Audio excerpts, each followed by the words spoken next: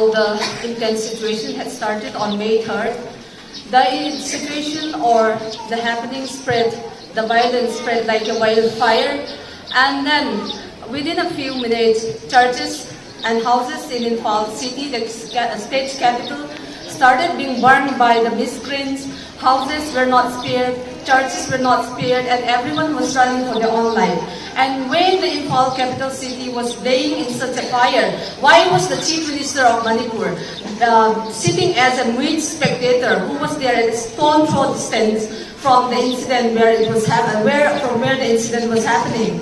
And the mob, along with or accompanied by the commandos, started moving towards the border line of Kuki district and Imphal West at Gamgipai. And the civilians, the volunteers, they started defending the border line using nothing, just with a bare hand, just using the stones and the sticks available at the moment. So the standoff, the confrontation was becoming tense, and the police started firing the civilians, trying to disperse them, the volunteers, by using tear gas, and later on live bullets was fired like a raining bullets, and which harmed many civilians, volunteers. Some were critically injured and they were taken to the neighboring states for medication. What I want to question here is, the uniformed men, whether it's a state police or whoever, the commandos, were not they taking an oath to protect the citizens and the integrity of the land? And now, why were they the one firing at the volunteers or the civilians who were defending their right? That was my question. And the third one, the attacking mob, Arambai, Tenggol, who were being accompanied or led by the uniformed men, they cannot be they cannot be differentiated as a group or the armed forces by the villagers who were defending defending their lands in the border areas like the valley and the hill district. They could not differentiate and had been easily attacked, since the attacking people had been disguising themselves in the armed uniforms. And now I'm questioning here is, they had been taking their oath to defend the citizens and the land with the uniform they are wearing. Why they are giving that uniform to attack its own citizens? That was my question. And the third one, many people had been running for their lives to the nearby relief centers, and even the surrounding hills nearby the relief centers had been burned down by the miscreants, so that people who are trying to flee the situation or hiding in the jungle to protect their life could be killed in that wildfire. And that is what happening in the state capital. And next, the grievances of the tribals had not been reaching the national media for a very long time, since we are being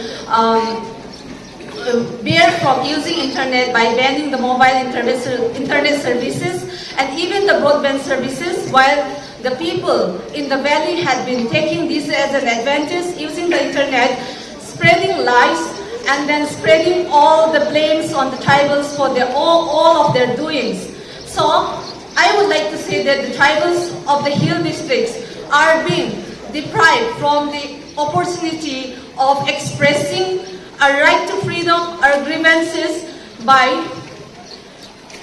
bearing us from the fundamental right, that is freedom to expression of speech.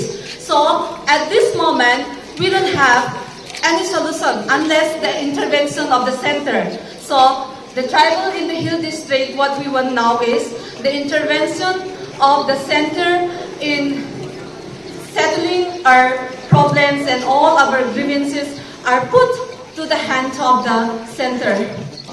First of all, I would like to address about the government of India regarding the grievances faced by the Kuki tribes in Manipur.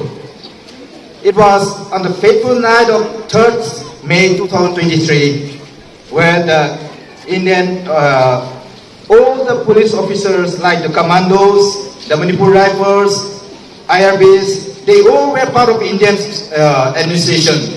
They let the Meitei people, they call themselves Arambai, which has a logo, a black shirt with a logo, that they were led by the commandos and attacked the Kuki villages. and we have been kept like a lion without tooth and nails. That's all about the behaviors of the government of Manipur. So we the Kukis, we don't believe in the government of Manipur. We want the government of India to intervene in this situation where most of the people, the Kuki tribers, lost our lives, our properties, our lands. So we don't believe in the government of Manipur. We believe in India only. We are not against India. We are against the government of Manipur. We want the government of India to intervene in this situation, to take action against the culprits about the so-called Arambai, the Meitei Leepun. They were the main organization attacked the Kukis. It is all about the ethnic cleansing about the Kukis. All the colonies of Infa have been cleaned, and they try to grab the land of the tribals. The only way to grab the land of the tribals is they themselves would like to become tribals and try to grab the land of the tribals. So we are not fighting against anyone. We are just, still now we are defending ourselves so that we can save our ancestral land and we can save our people. Right now, we want the government of India to intervene in this situation so that the solution, the best solution to be taken. Otherwise, we will keep on like this, blocking whatever we can do. We will be blocking the main road, the national highway, so that we will get the solution about our problems. So we need the government of India to kindly to intervene in this situation so that the tribal people, especially the Kukis, could live peacefully in our own land. We won! We won! We won! We won! We won! We won! We won! We won! We won! We won! We won!